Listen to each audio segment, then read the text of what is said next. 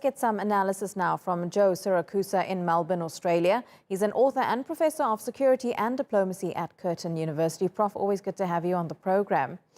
So Antony Blinken, Lloyd, they are going to be in Kiev a little bit later today. Zelenskyy says he wants very specific things, very specific weapons from the US. Do you think he's going to get them? Yes, I know what he wants. He wants artillery, and he wants howitzers, and he wants tanks to be released and helicopters and the rest of it. And of course, this visit will precede the visit of the Secretary General, Antony Guterres, a little later in the week. Now, look, I got a little problem with this visit. The visit was announced by Zelenskyy and not the State Department or Department of Defense.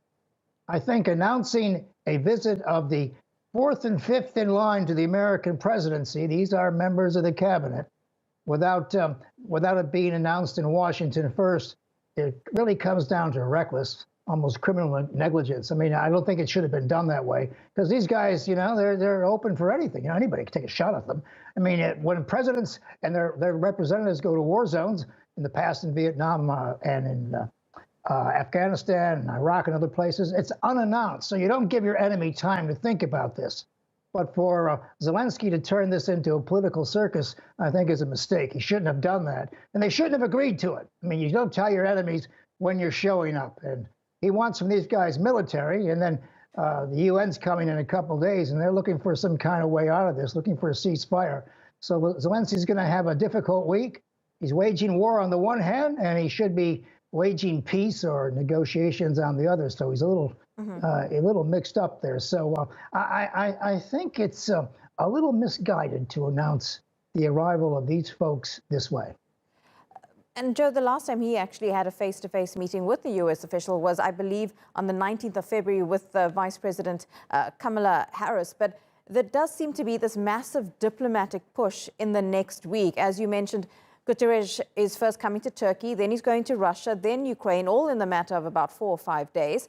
Plus, the US is also hosting a meeting in Germany with almost 40 other countries. Do you think that many Western nations are now on the same page when it comes to military support for Ukraine, as well as possibly imposing more sanctions on Russia? Where's it all going to go?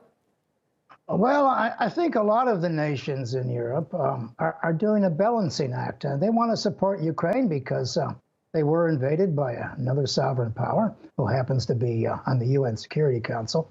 And they want to help out, by the same token, they'd like to see this come to an end as soon as possible, an honorable ceasefire followed by some kind of guarantee for Ukraine. They don't want to make this any longer than it has to be.